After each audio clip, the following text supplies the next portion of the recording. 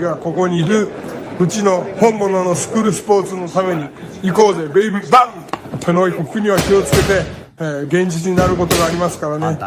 Alright, so we're going to go ahead and continue the long-standing tradition of covering Japanese boxing here on True School Sports. True School Sports, the #1 source for Japanese boxing in America, from an American. Arigatou gozaimasu. Thank you to everybody tuning in to the video. And ayete okata, nice to see everybody here again. Now listen guys, this is a True School Sports exclusive story. You're not going to get it nowhere else on YouTube, nowhere else in the boxing media, because it is coming directly from the source itself. So please listen and pay attention. So we all know that on this channel, one of the most talked about fights over the last 6 to 8 months has been Brian Norman Jr. versus Jin Sasaki. I really love that fight. I think both fighters' styles mesh very well. I think it's going to be an explosive fight. And sure, maybe Jaron Ennis and Brian Norman Jr. might wind up being the most important fight in the division if they ever do fight each other.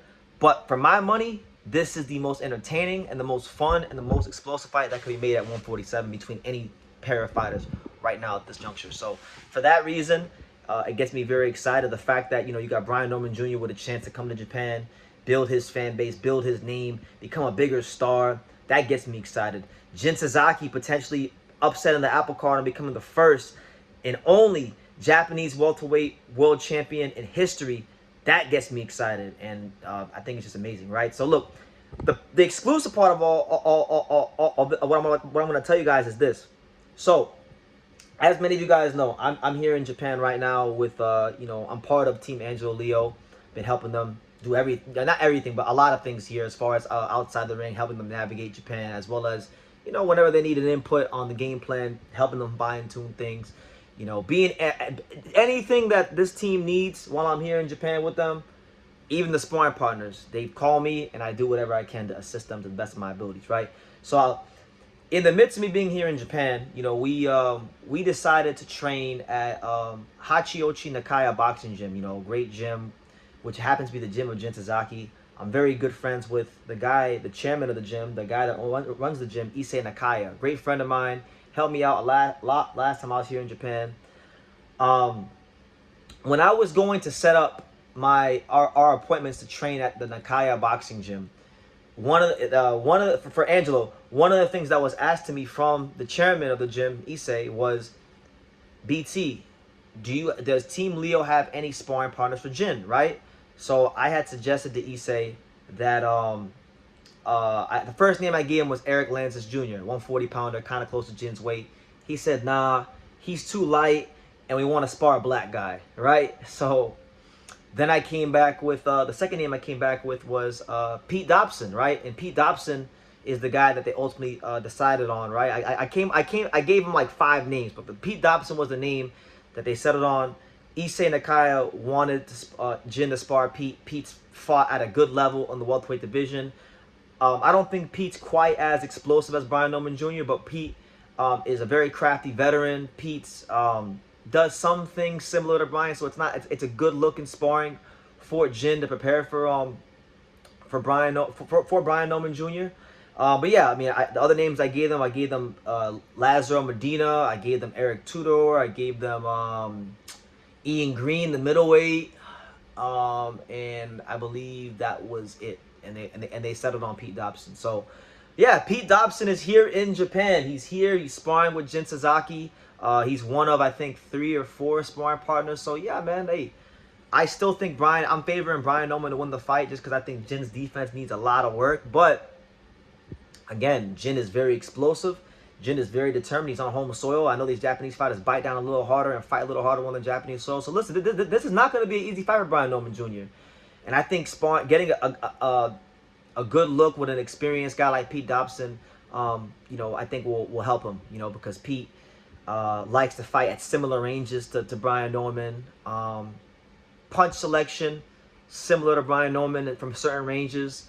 I don't think Pete's as explosive as Brian, and Brian throws a little bit more volume, but Pete's a good fighter. Any fighter. Pete Dobson has sparred some of the best fighters in the world, like Jaron Ennis, like Terrence Crawford, and plenty of people. So if you can get a guy like that in the year camp who's been in there with the other best fighters in your division in the world, that can only help and be an asset to the fighters. And for Pete, it's good too. Pete Pete Dobson's 35 years old now. He's coming out of two losses to Conor Benn and Jaleel Hackett. I think he could have won both those fights if he was in shape. You know, Pete, and he'll tell you this himself, Pete hasn't always lived the life of a fighter outside the ring, you know, as far as maintaining his weight and being in shape in between fights. But he showed glimpses in both those fights that he could win those fights. He just didn't prepare properly, right? But I know since those two losses, you know, Pete's kind of been, you know, he's been in the gym training. I know he's always in the gym, but you know, he got a job as a firefighter. He got kind of brolic, you know, he got kind of strong. He does got a fight coming up on June 3rd out there in Tennessee on Country Box. He's fighting a 12-3 fighter named Adrian Gutierrez. So, you know, this sparring ain't just for Jin. This sparring is also for Pete to, you know, get his career on track and see what he can get out of the boxing, you know, at the age of 35. So, listen, I'm a Pete Dobson fan. I'm rooting for him. That's a personal friend of mine. Like, I love Pete. And I was so happy to help put this together for him because I remember, like, 2 years ago, when I first got back from Japan, and I was in the gym one day, and Pete was like, man, I want to go to Japan. And I said, maybe one day. So one day eventually came, and he's here in Japan, and he's sparring Jin. And from all reports I got back from Pete, you know, he's loving the sparring. He's loving the culture out here. He loves Japan. He loves the people.